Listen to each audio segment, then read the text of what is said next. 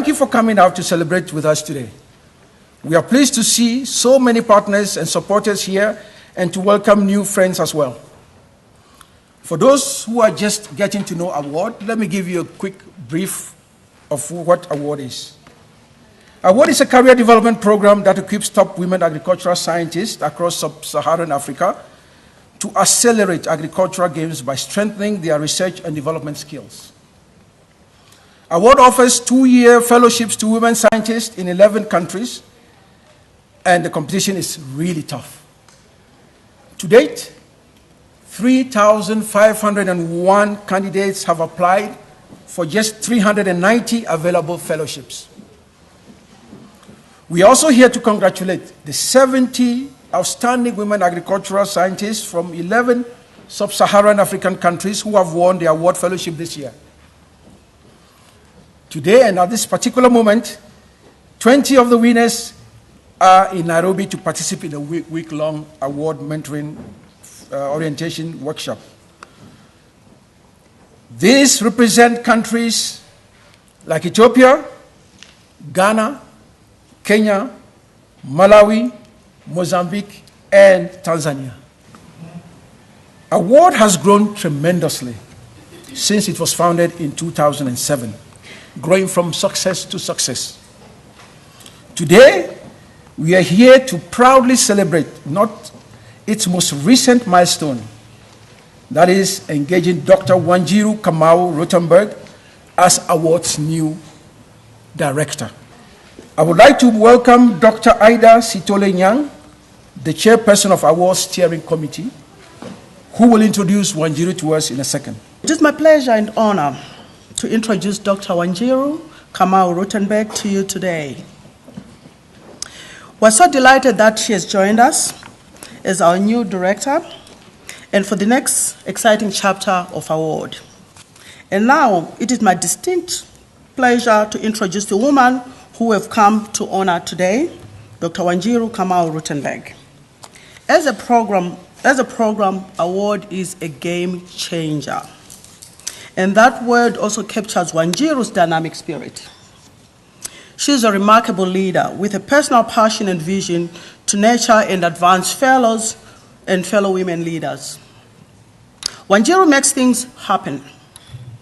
In 2005, as a 26-year-old graduate student, she founded Akili Dada, an international organization that provides secondary school scholarships and career mentoring for young Kenyan women. Akili is a Swahili word which means intellect, ability, knowledge, and competence. And Dada means sister and is often used as a term of respect and endearment between women. To date, Akili Dada has enabled 61 academically gifted young girls from underprivileged families to attend top high schools. A woman of action, Wanjiru is now bringing her drive and determination to Award.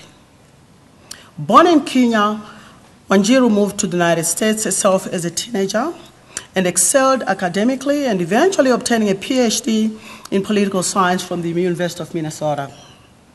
She later served as an assistant professor of politics at the University of San Francisco and a lecturer in international relations at the Hekima College, a constituent college of the Catholic University of Eastern Africa. Wanjiru has been widely recognized for her pioneering work.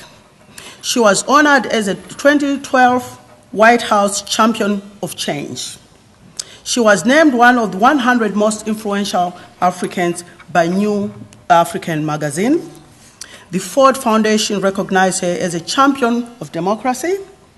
She received the 2011 Yamashita Prize and the 2010 United Nations Intercultural Innovation Award, amongst others. When the steering committee set out to recruit a new director, we knew we had a daunting task ahead of us. We were looking for a person who could serve Award with distinction. When we met Wanjiru, we knew she was the best woman for the job. We were fortunate to interview 5 impressive candidates for this position, but Dr. Kamau-Rutenberg demonstrated qualities that elevated her beyond others. Of all the candidates, we felt that she was the best qualified in terms of vision, energy, and commercial acumen. And not just to lead award through the current phase of award, but to steer it successfully into the third phase. The third phase, of course, of award is not going to be business as usual. To the contrary, award will need to be reinvented in order to become sustainable.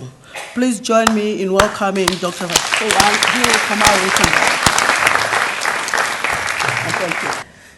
I want to take a moment. Oh, yeah, all protocol observed.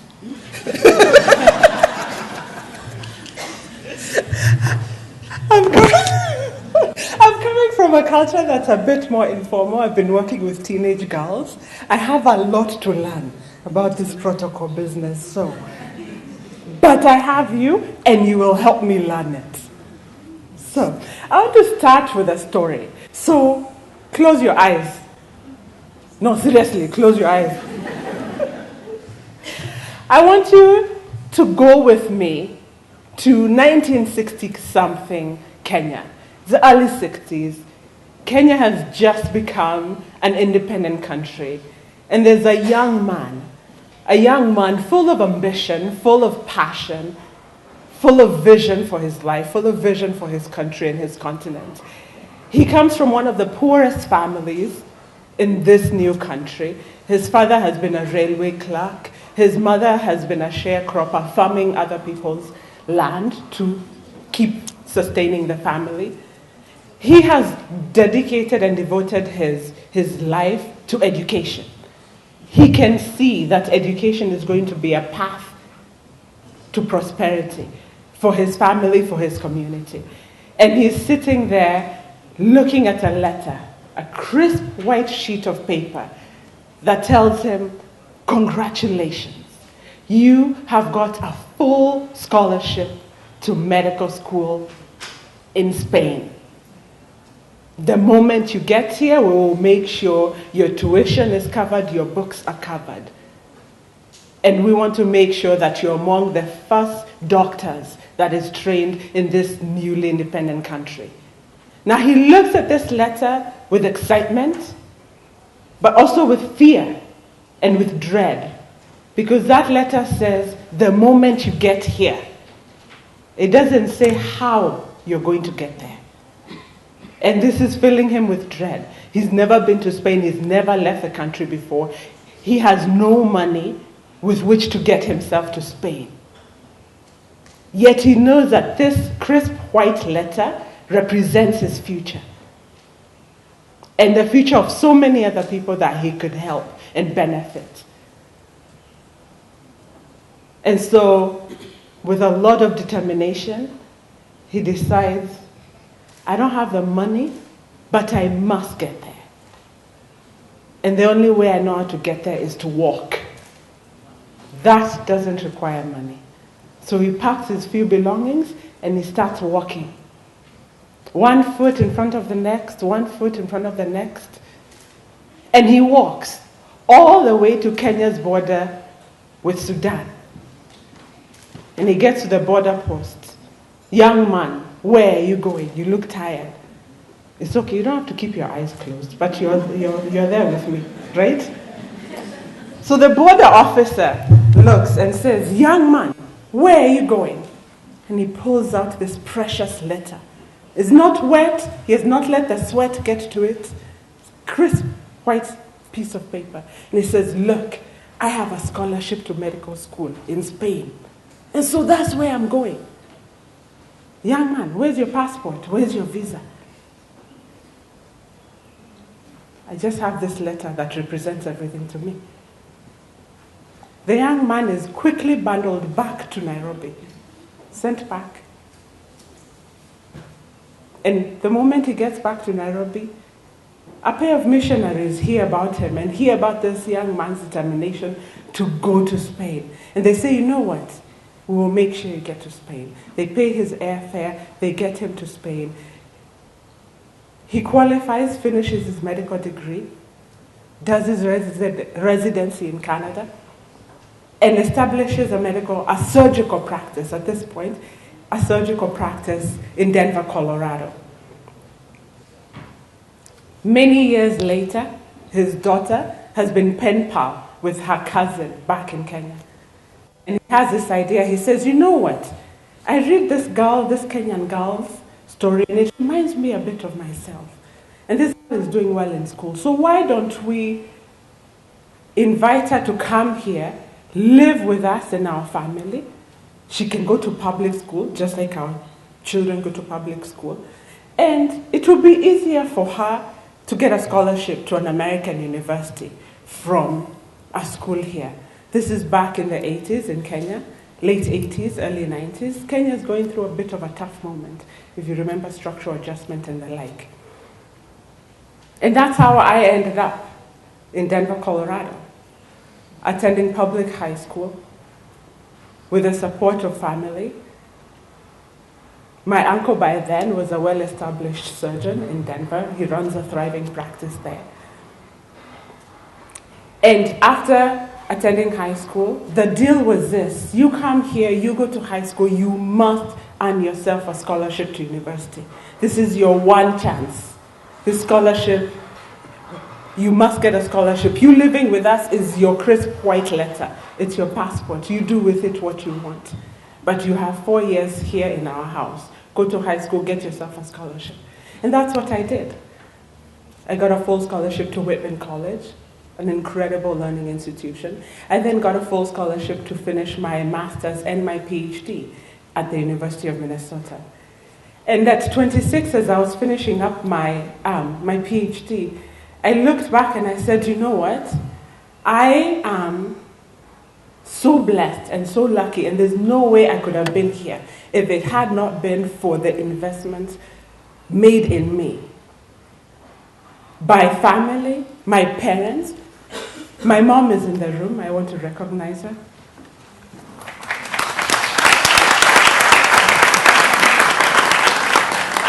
Two of my sisters are also here. They can wave. And of course, my husband, Dr. Kamau-Rutenberg, is also here.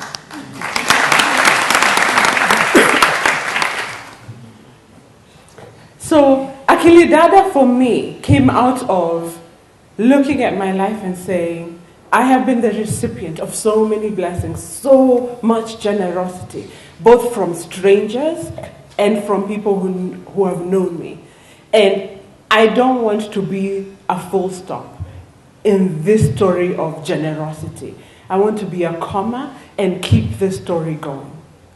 And so in important ways, Akili Dada was my own little way of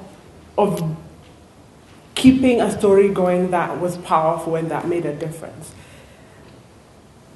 And every once in a while I wake up, I pinch myself, I'm like, oh my gosh, this thing actually succeeded. Way bigger than I thought, but it did. And it's in no small part due to the hard work of amazing team members that I got to work with, volunteers and friends that I got to work with. I want to share with you 3 key lessons that I draw upon when I tell and reflect upon my uncle's story. The first thing that I think about, and that really touches me, is that we stand on the shoulders of giants. We are here because others have worked hard to set up a platform, to build a foundation, as Dr. Ida said, to build a foundation upon which we can stand and see further. In the same way that my uncle, my parents, my family, donors to Akili Dada, invested in me and in visions that I've had, I am in full recognition that as I join AWARD, I am stepping into work that has already been done. The work that Vicky did to build this organization into an internationally recognized, well-functioning, well-oiled machine. This work that the staff team, have been putting in.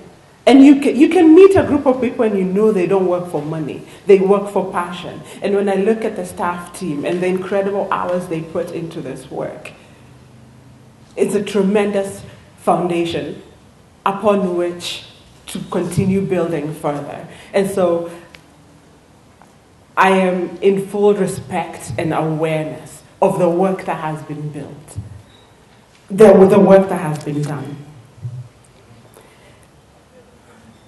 A second lesson that I reflect upon when I think about my uncle walking across northern Kenya, making it all the way to the border, and then getting turned back, and that crisp white piece of paper, is that we must snatch our future from our past. We must snatch our futures from our past. Yes, we have history that defines us. We have a journey that we have walked. But there's also a lot more ahead of us.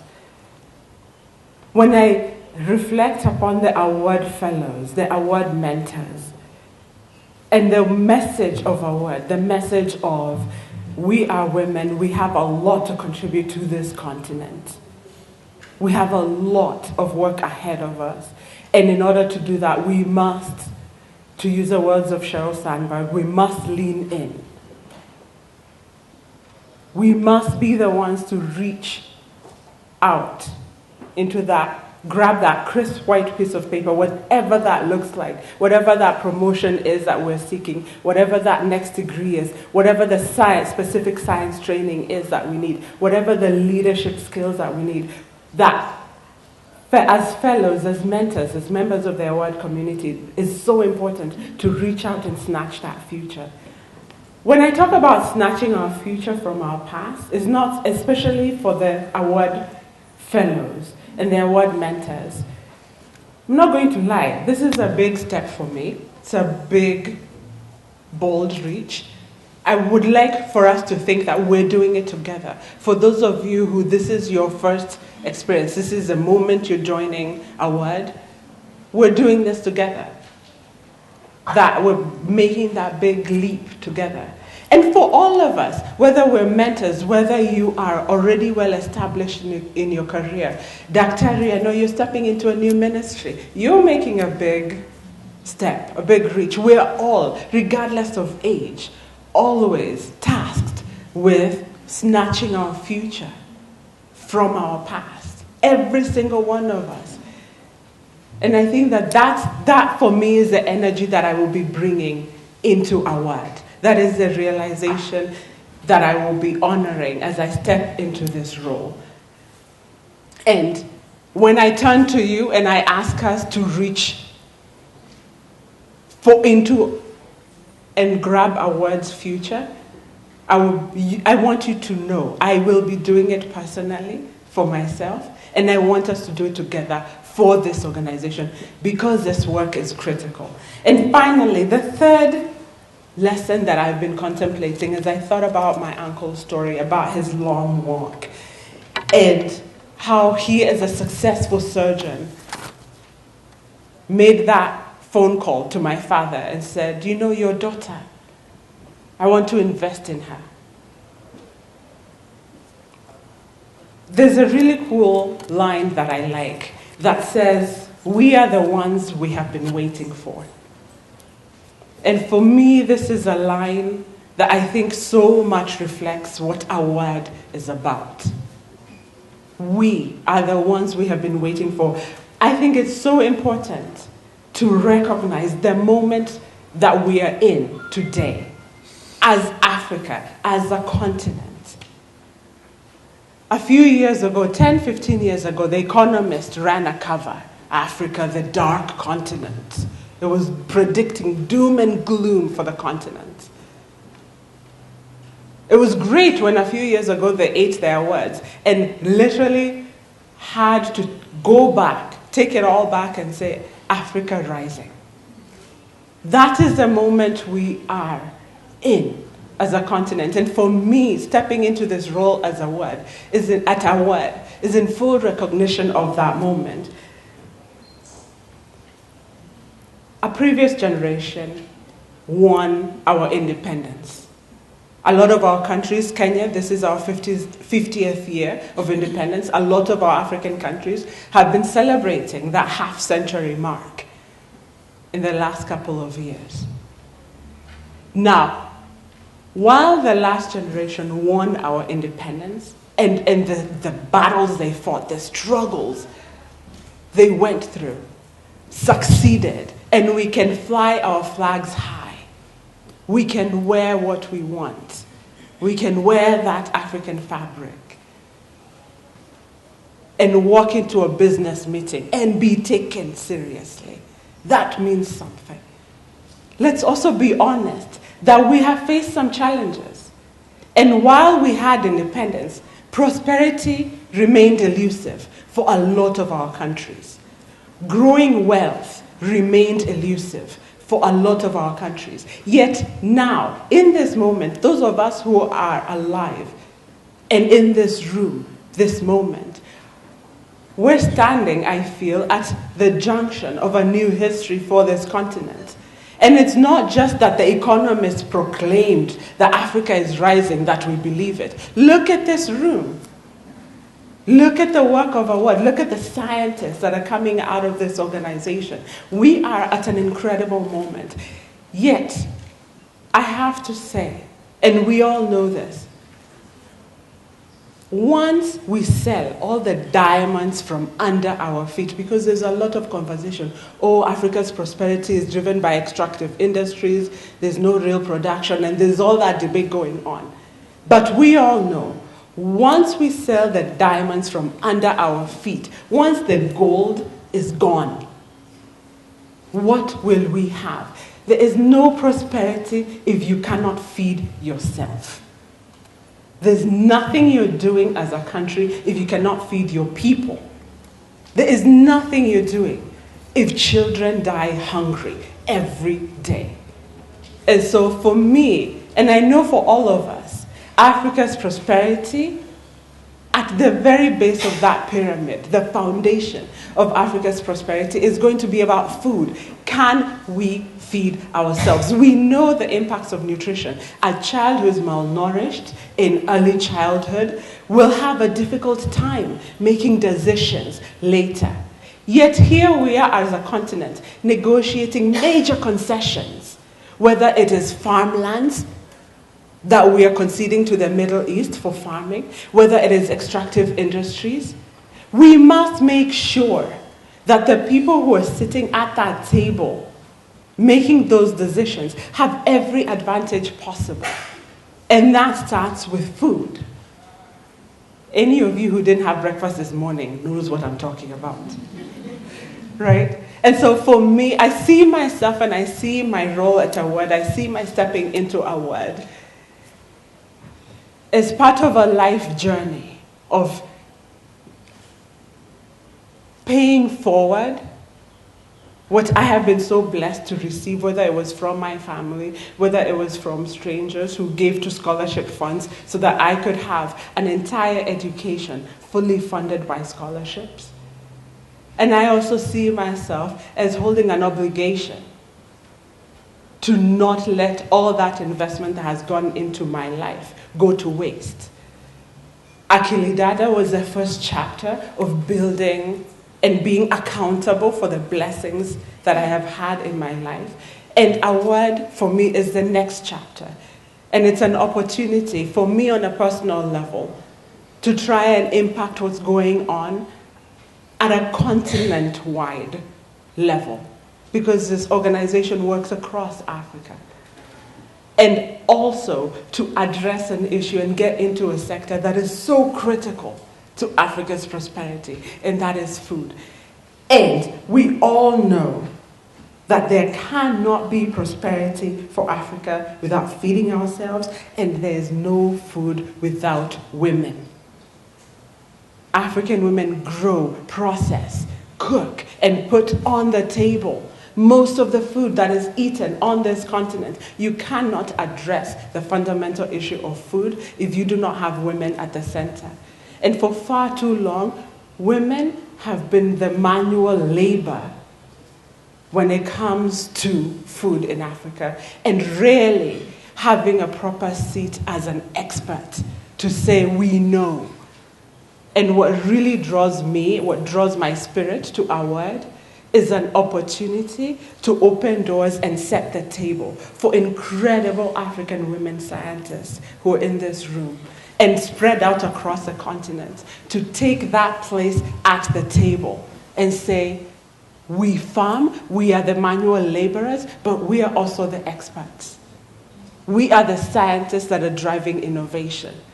We are the scientists that are coming up with new ways. You cannot feed this continent if you do not have women, African women, playing a central role. That is why, for me, our word is a coming together of a life journey, a path that I feel I am on, with work that I am so passionate about. I am so excited to be here. I am so thankful to be here. I am humbled to be here. I have a lot to learn. I have a lot to learn. I recognize it. And I honor each one of you as my teachers. And I welcome and invite you to walk with me, hold my hand, as I myself reach out and try and snatch that future. Thank you so much.